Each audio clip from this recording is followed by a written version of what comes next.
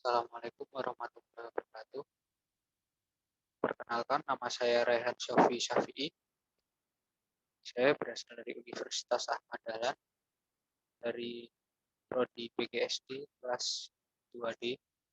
NIM saya yaitu adalah 200000522.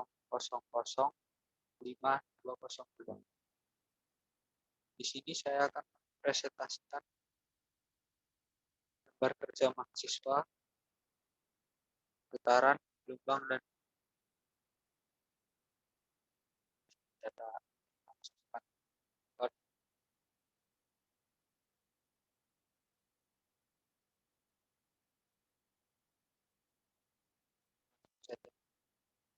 Langsung saja ke praktek yang saya lakukan. Ini adalah hasil pengamatan satu saya. Jadi pada panjang tali 10 cm, simpangan 10 derajat, dan jumlah getaran 10 dengan waktu 6 detik. Periode yang saya dapatkan itu adalah 0,6 dan frekuensinya yaitu adalah 1,6. Lalu untuk panjang tali 15 cm dengan simpangan 10 derajat dan jumlah getaran 10 dengan waktu 7 detik. Periode yang didapatkan yaitu adalah 0,7 dan frekuensi 1,4. Sedangkan kali 20 cm dengan simpangan 10 derajat dan jumlah getaran 10 dengan waktu 8 detik, periode yang didapatkan yaitu adalah 0,8 dan frekuensinya yaitu adalah 1,25.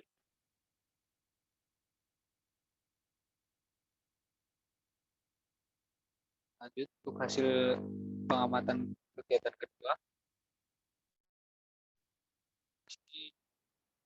Dari pengamatan jarak sumber bunyi dengan sound meter 10 cm yang didapatkan antara intensitasnya yaitu adalah 58,6 dan 20 cm 57,4, lalu untuk 30 cm 55,3, untuk 40 cm 51,8, dan untuk 50 cm yang didapatkan yaitu adalah 50,2.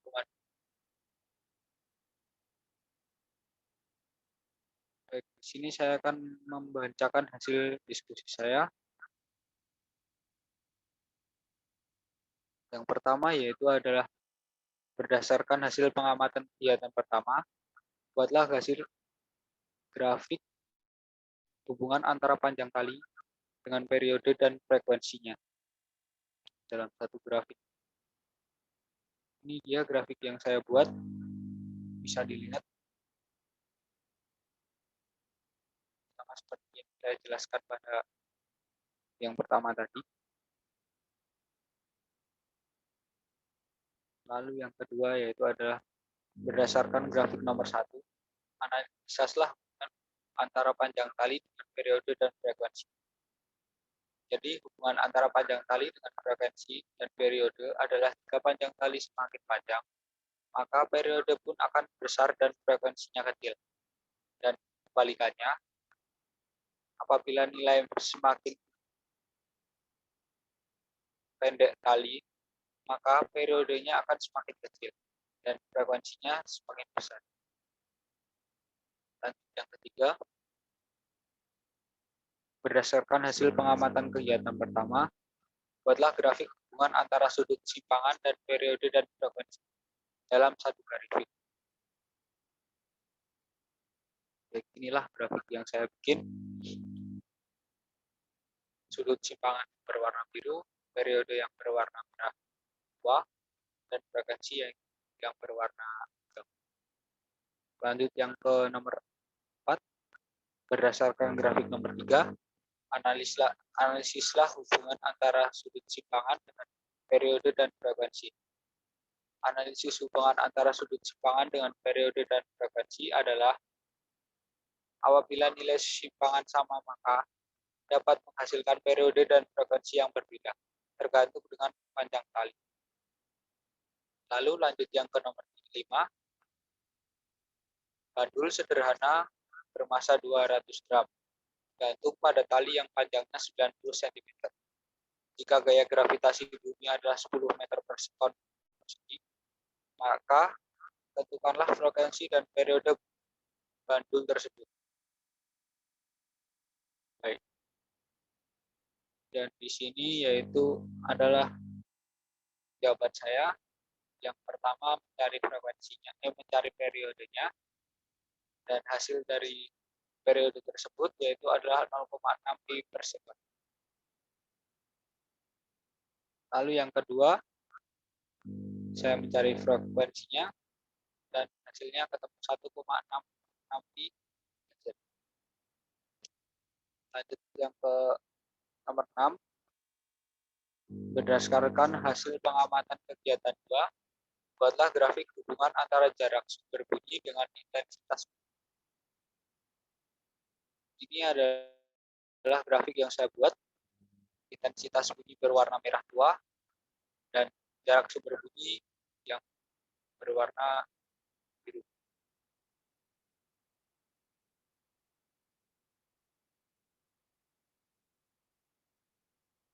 Lalu yang nomor 7, berdasarkan grafik nomor 5, analisaslah hubungan antara jarak sumber bunyi dengan intensitas bunyi. Baik, di sini semakin dekat jarak sumber bunyi, maka intensitas bunyinya akan terdengar jelas atau besar. Dan begitu juga sebaliknya.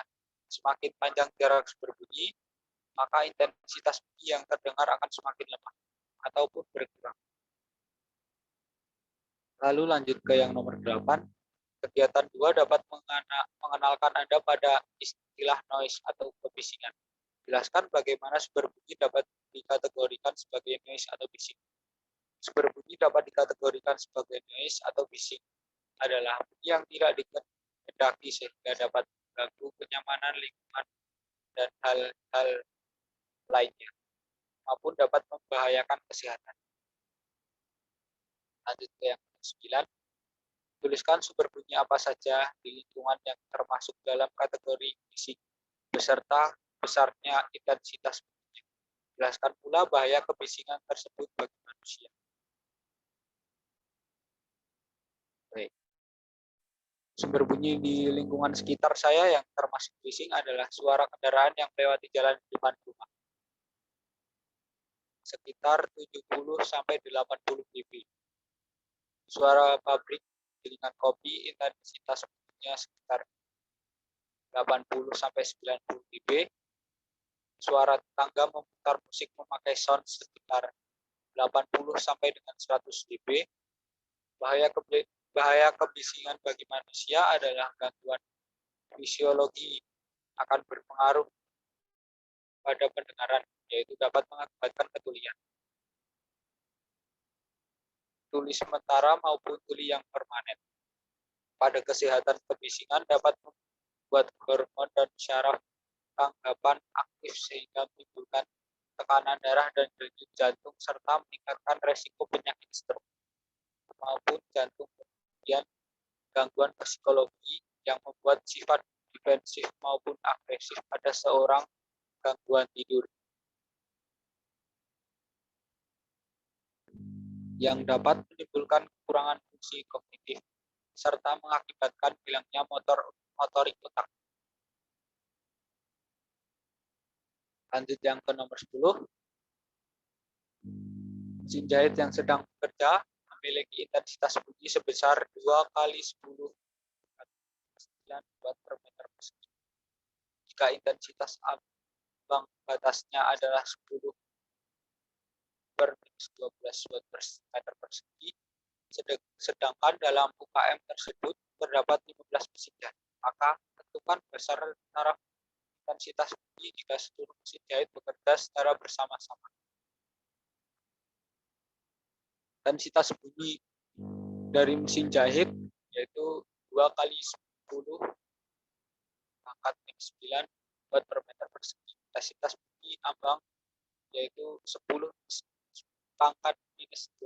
watt per meter persegi. Misalnya taraf intensitas mesin jahit. Oke. Di sini ini adalah hasil dari pencarian saya tadi. Jadi taraf intensitas mesin jahit total dari 15 mesin jahit yaitu adalah 60 dB.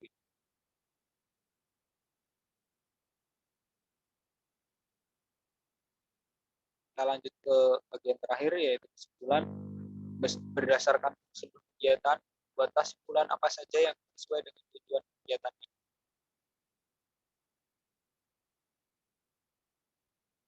Dari kegiatan ini dapat disimpulkan bahwa panjang pada tali mempengaruhi periode dan frekuensinya. Semakin panjang tali, maka periodenya semakin besar dan frekuensinya semakin kecil. Dan begitu juga sebaliknya. Kemudian pada bunyi, panjang jaraklah yang menentukan intensitas bunyi. Apabila semakin panjang jaraknya, maka intensitas bunyinya yang akan terdengar semakin berkurang. Dan begitu juga sebaliknya. Baik, itu saja yang dapat saya sampaikan. Banyak kurangnya saya mohon maaf. Assalamualaikum warahmatullahi wabarakatuh.